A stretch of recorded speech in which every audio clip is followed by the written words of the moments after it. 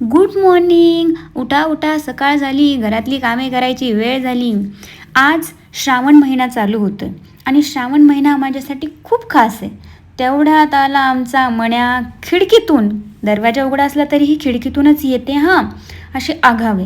मग लगेचच काल रात्रीची भांडी जी आहेत ते मांडणीला लावायला घेतली, कारण की काल रात्रीची भांडी मी तशीच जाळीमध्ये ठेवलेली होती. त्यानंतर मग मी थोडासा व्यायाम वगैरे करू म्हटलं, पण मण्या मला व्यायाम करूनच देत नव्हती. सतत माझ्या अंगावरून उड्या मारत होती, कारण बिचारी तिला मी अगदी लहान असताना माझ्याकडे आणले, त्याच्यामुळे तिला माझ्या वाचून अजिबात करमत नाही आणि मला पण अजिबात करमत नाही.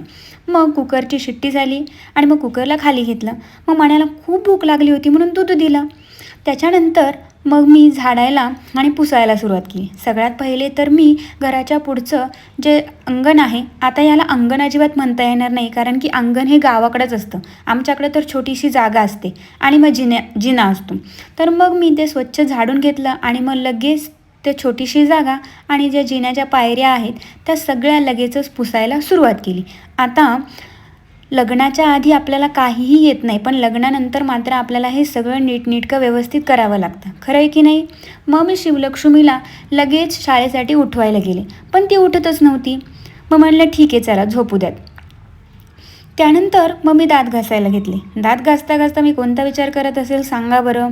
मग मी अंघोळीला गेले आणि मण्या पण तिथे आला. म्हणलंच की नाही मी तुम्हाला, हिला माझ्याशिवाय अजिबात करमत नाही. अंघोळ करून मी बाहेर आले आणि त्यानंतर मी देवाची सगळी भांडी जी आहेत पितळेची, तांब्याची, ती घासायला चालू केली.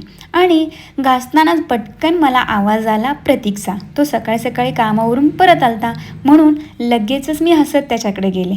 आणि मग कुत्र्या मांजरांसारखं भांडणाऱ्यांचं प्रेम अचानकच उतू जायला लागलं. असू द्यात, काही हरकत नाही. आणि मग त्याने मला शुभेच्छा दिल्या, श्रावणाच्या हार्दिक शुभेच्छा. आणि मीही त्याला श्रावणाच्या. शिवलक्ष्मी लगेच जाऊन बाबांना बिलगली. रोज सकाळी बाबा आले की तिला खूप जास्त आनंद होतो. आणि आता सगळ्यात महत्त्वाचं म्हणजे तिला तिचा युनिफॉर्म मिळाला होता आणि तो तिने घातला नव्हता.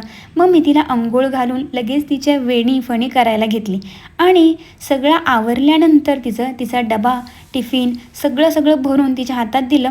आणि मग सगळ्यात इम्पॉर्टंट गोष्ट आली, ती म्हणजे तिला डबा खायला घालणे किंवा सकाळी तिला चारणे. ही सगळ्यात अवघड गोष्ट. मग तिच्या बाबांनी तिला रेनकोट घातला आणि शाळेसाठी तयार केलं. बाबांना मात्र ती पटापट सर्व करून देते. एक गोष्ट मात्र मला नक्की कळाली, आपण जेव्हा स्वतः आई होतो त्यावेळेसच आपल्याला आईची जाणीव होते. आज अंगाखांद्यावर खेळणारं माझं बाळ उद्या इतकं मोठं होईल की माझ्या हातातही मावणार नाही. खरं तर याची काळजीही वाटते आणि आनंदही आहे कुठेतरी. देवपूजा करायला गेले तर घरात बसली होती मण्या. पण ठीक आहे, चला पटापट लगेच सगळी भांडी धुतलेली स्वच्छ पुसून ठेवली. आणि सगळ्यात महत्त्वाचं म्हणजे महादेवांच्या पिंडीला पटापट अभिषेक करायला चालू केलं. दुधाने केल्यानंतर मी लगेच उटणं घेतलं आणि उटण्याने ते अभिषेक करायला चालू केला. उटणं लावल्यानंतर खूप छान वास येत होता आणि खरं तर महादेवांसाठी आणलेलं दूध मण्यानेच पिऊन घेतलं होतं.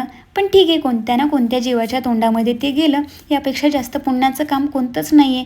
मग महादेवांची पिंड मी पटापट हळूहळू पुसून घेतली आणि त्याच्यावरती महादेवांचा शृंगार चालू केला. महादेवांचा शृंगार करणं म्हणजे माझं सगळ्यात आवडतं काम. हा शृंगार कसा वाटला मला कमेंट करून नक्की सांगा. माझ्या घराचा जो उंबरा आहे त्याला पुसून घेतलं आणि त्यानंतर त्याच्यावरती चंदन लावलं.